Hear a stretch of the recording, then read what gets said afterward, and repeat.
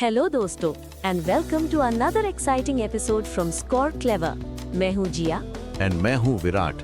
हम हैं आपके करंट अफेयर्स एक्सपर्ट्स एंड आज हम डिस्कस करने वाले हैं 3 फरवरी 2026 के सबसे important current affairs directly from our daily banking premium current affairs PDF. Absolutely, ये वही पीडीएफ है जो आपको स्कोर क्लेवर के टेलीग्राम चैनल पर एकदम फ्री मिलती है।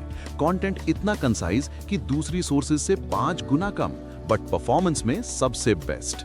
You know, recent bank exams में स्कोर क्लेवर से जीए प्रिपेयर करने वाले एस्पिरेंट्स ने मैक्सिमम 29 अटेम्प्ट्स तक किए हैं एंड ये पॉसिबल हुआ है बिकॉज हमारी फुल टाइम एक्सपर्ट्स की टीम डेली न्यूज़पेपर्स को एनालाइज करके सिर्फ एग्जाम रेलेवेंट न्यूज़ ही पीडीएफ में डालती है। So why wait? Channel join करने का लिंक डिस्क्रिप्शन में है। चलिए आज का सेशन शुरू करते हैं। पहली नेशनल न्यूज आ रही है इलेक्शन कमीशन ऑफ इंडिया यानी ईसीआई की तरफ से। ईसीआई ने इंडिया की पहली international conference on democracy and election management, short में IICEDEM 2026 होस्ट की है। ओह वाओ, इनॉग्रल कॉन्फ्रेंस, मतलब ये पहली बार हुई है? कहाँ पर हुई है? ये हुई न्यू दिल्ली के भारत मंडपम में एंड इसे ऑर्गेनाइज किया India international institute of democracy and election management यानी IIDEM ने। थीम भी काफी इंटरेस्टिंग थी, democracy for an inclusive, peaceful, resilient and sustainable world. Impressive theme. और कुछ इंपॉर्टेंट हुआ इस इवेंट में? हाँ बिल्कुल, ईसीआई ने 40 से ज्यादा बायलैटरल मीटिंग्स की और इंडिया और नामीबिया के बीच इलेक्शन मैनेजमेंट पर एक MOU भी साइन हुआ। But the highlight was the launch of ECNet। ECNet, ये क्या है? कोई नया social media platform? Close but not exactly.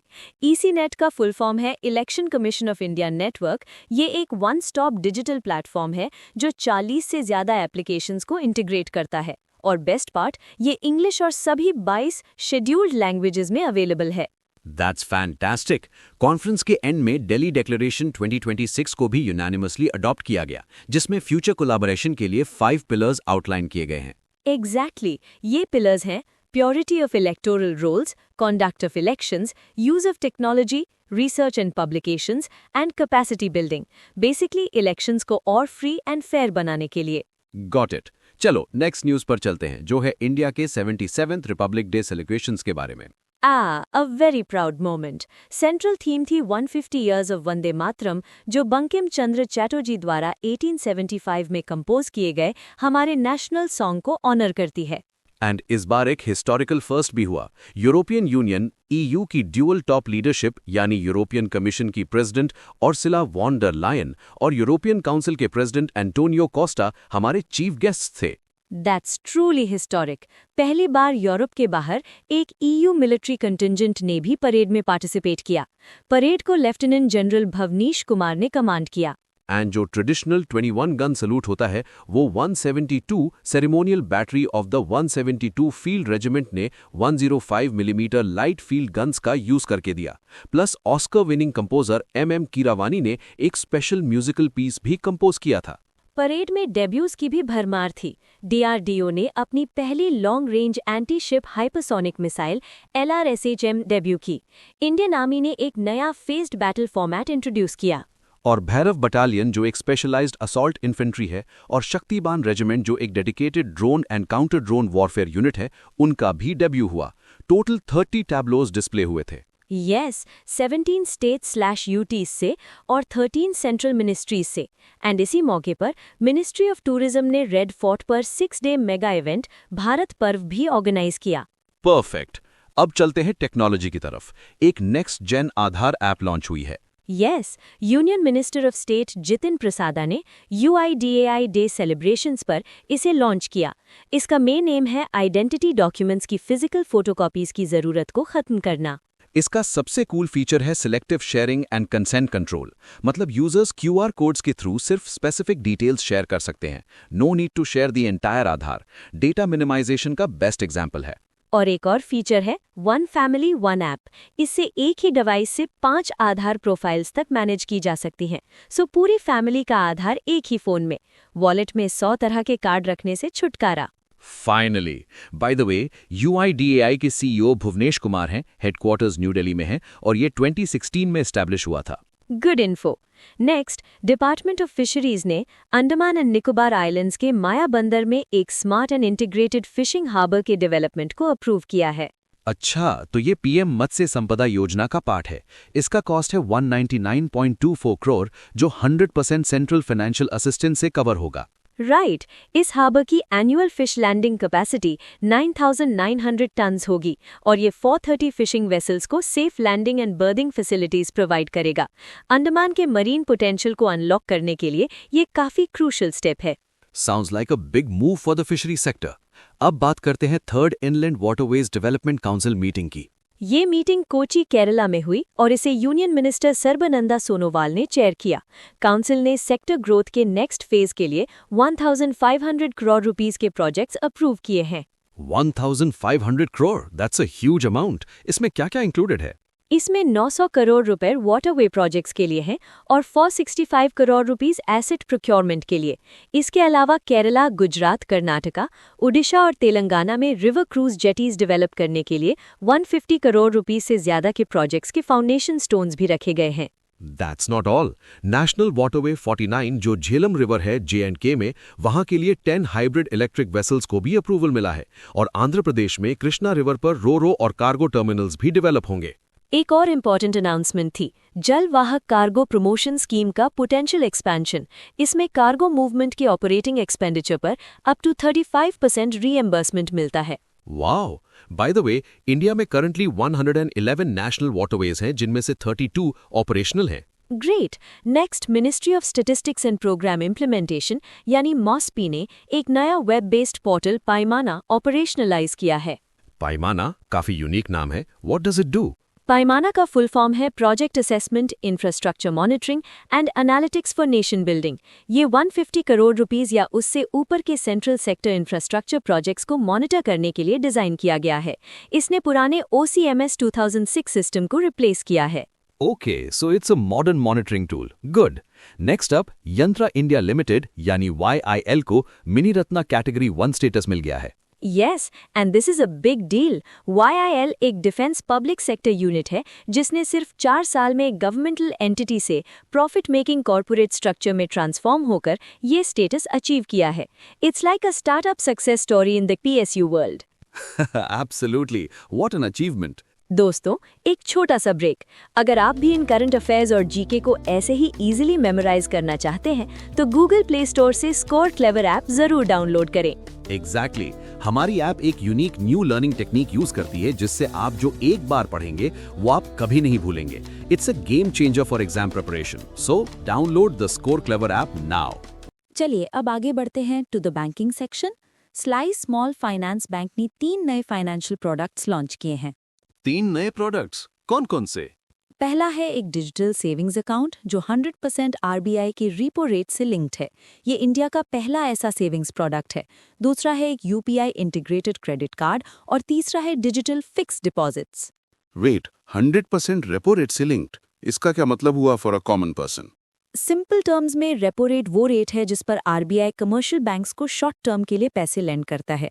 जब रेपो रेट चेंज होता है तो बैंक्स के बोरोइंग कॉस्ट चेंज होते हैं, जिसका असर लोन्स और डिपॉजिट्स के इंटरेस्ट रेट्स पर पड़ता है। इस अकाउंट में जैसे ही RBI रेपो रेट बदलेगा, आपके सेविंग्स अकाउंट का इंटरेस्ट रेट भी इमीडिएटली रिफ्लेक्ट करेगा। Full transparency. Got it, crystal clear. Now moving on to agreements. पहला है on electronic signatures. Correct. India की ministry of electronics and information technology MeitY और European commission के DG connect ने advanced electronic signatures and seals पर एक administrative arrangement sign किया है। और इसको इंडिया में इम्प्लीमेंट कौन करेगा? इस कोऑपरेशन को मेटी इम्प्लीमेंट करेगी through the controller of certifying authorities CCA और ये इंफॉर्मेशन टेक्नोलॉजी एक्ट 2000 के प्रोविजंस के अकॉर्डिंग होगा। ओके, नेक्स्ट IHMCL ने NFSU के साथ एक MOU साइन किया है। Right. Indian highways management company limited जो NHAI द्वारा प्रमोटेड है, उसने नेशनल फॉरेंसिक साइंसेज यूनिवर्सिटी के साथ रिसर्च, ट्रेनिंग और कंसल्टेंसी में कोलैबोरेशन के लिए ये MOU साइन किया है। फोकस एरियाज क्या है? मेन फोकस एरियाज हैं cyber forensics, digital evidence integrity और नेशनल हाईवेज के मैनेजमेंट से related advance technological applications. Essentially हमारे हाईवेज को टेक्नोलॉजिकली सिक्योर बनाना। Make sense. एक और पार्टनरशिप हुई है नीति आयोग और NIIT फाउंडेशन के बीच। यस, एक स्टेटमेंट ऑफ इंटेंट साइन हुआ है to enhance digital literacy, financial inclusion and employability India के एस्पिरेशनल ब्लॉक्स में।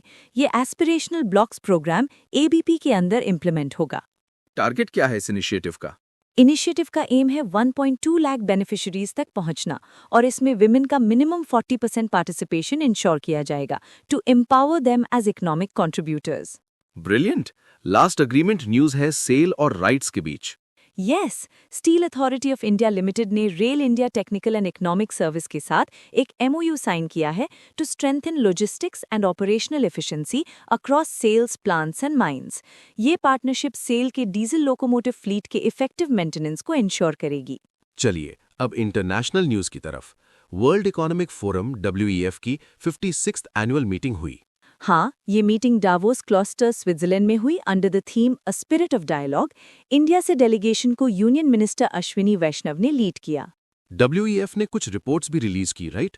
यस, एक रिपोर्ट थी WEF चीफ इकोनॉमिस्ट आउटलुक 2026, जिसके मुताबिक 53% चीफ इकोनॉमिस्ट 2026 में ग्लोबल इकोनॉमिक कंडीशंस के वीकन होने की उम्मीद कर रहे हैं। एक और रिपोर्ट AI पर भी थी, प्रूफ ओवर प्रॉमिस। इसमें टेक महिंद्रा को उसके रियल वर्ल्ड AI इम्प्लीमेंटेशन के लिए रिकॉग्नाइज किया गया। करेक्ट। एक WEF वाइट पेपर के according India AI investments as a share of GDP में 11 कंट्रीज में से 8th रैंक पर है। इस लिस्ट को USA ही टॉप किया। और मीटिंग के दौरान WEF ने 5 नए centres for the fourth industrial revolution C4IR establish करने का रेजोल्यूशन लिया और USA के प्रेसिडेंट डोनाल्ड J. ट्रंप ने 19 कंट्रीज के साथ बोर्ड ऑफ पीस इनिशिएटिव का फाउंडिंग चार्टर साइन किया। Important details. चलो अब बिजनेस सेक्शन देखते हैं। Tata power renewable energy limited TPREL ने 198 मेगावाट का विंड प्रोजेक्ट कमीशन किया है। ये प्रोजेक्ट टाटा स्टील के लिए है under the group captive model. ये करूर तमिलनाडु में लोकेटेड है और इसमें 55 विंड टर्बाइन जनरेटर्स हैं।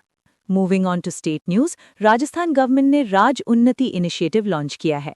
और इसके साथ राजस्थान पहली स्टेट बन गई है जिसने सेंट्रल गवर्नमेंट के प्रगति मॉडल को रिप्लिकेट किया है। प्रगति का फुल फॉर्म है proactive governance and timely implementation. Exactly. ये initiative high priority development projects को फास्ट ट्रैक करने, एडमिनिस्ट्रेटिव बॉटलनेक्स को रिजॉल्व करने और पब्लिक ग्रीवेंसेस को एड्रेस करने के लिए टेक्नोलॉजी ड्रिवन मॉनिटरिंग यूज करता है। Great initiative. अब देखते हैं appointments. Hindustan aeronautics limited HAL के नए CMD अपॉइंट हुए हैं। यस, कोटा रवि को HAL का नया CMD अपॉइंट किया गया है। He succeeds doctor DK Sunil. Okay, noted. अब टाइम है अवार्ड्स का। फर्स्ट अप, जीवन रक्षा पदक अवार्ड्स 2025। प्रेसिडेंट द्रौपदी मुर्मू ने 30 इंडिविजुअल्स को इन अवार्ड्स के लिए अप्रूव किया है। ये अवार्ड्स 3 लेवल्स में दिए जाते हैं। हाँ, पहला है सर्वोत्तम जीवन रक्षा पदक फॉर वेरी ग्रेट डेंजर, जो 6 लोगों को मिला। दूसरा, उत्तम जीवन रक्षा पदक फॉर ग्रेट डेंजर, ये भी 6 लोगों को। और तीसरा, जीवन रक्षा पदक जिसमें रेस्क्यूअर को ग्रेव बॉडीली इंजरी होती है, ये 18 लोगों को मिला। मॉनेटरी अलाउंस की बात करें तो सर्वोत्तम कैटेगरी के लिए 2 लाख रुपीस, उत्तम कैटेगरी के लिए 1.5 लाख रुपीस और जीवन रक्षा पदक के लिए 1 लाख रुपीस है। Next, republic day awards. Best marching contingent का अवार्ड किसे मिला? बेस्ट मार्चिंग कंटिंजेंट का अवार्ड गया इंडियन नेवी को। स्टेट्स यूटीज के टैब्लो कैटेगरी में महाराष्ट्र ने टॉप किया for the tableau Ganeshotsav, a symbol of Atmanirbharta. और सेंट्रल मिनिस्ट्रीज डिपार्टमेंट्स कैटेगरी में उसमें मिनिस्ट्री ऑफ कल्चर को बेस्ट टैब्लो अवार्ड मिला for the tableau Vande Mataram, the soul cry of a nation. और people's choice for best tableau गया department of school education and literacy for the tableau focusing on the national education policy 2020। Wonderful. Finally आते हैं sports section में। Australian open 2026 के results आ गए हैं। Yes, men's singles title Spain के Carlos Alcaraz ने जीता, डिफीटिंग नोवाक जोकोविच। एंड इस जीत के साथ एट 22 years and 272 days वो हिस्ट्री के यंगेस्ट मेल प्लेयर बन गए हैं to complete a career grand slam. उन्होंने राफेल नडाल का रिकॉर्ड तोड़ा। Incredible achievement. What about women's singles? Women singles title Kazakhstan की एरेना रिबाकिना ने जीता, defeating world number 1 Aryna Sabalenka. और डबल्स? डबल्स जीता क्रिश्चियन हैरिसन और नील स्कप्स्की ने। विमेंस डबल्स जीता एलिज मर्टेंस और जैंग शुआई ने। और mix doubles title Australian duo Olivia Gadecki और जॉन पियर्स ने जीता। फैंटास्टिक। तो ये थे आज के सारे इंपॉर्टेंट करंट अफेयर्स।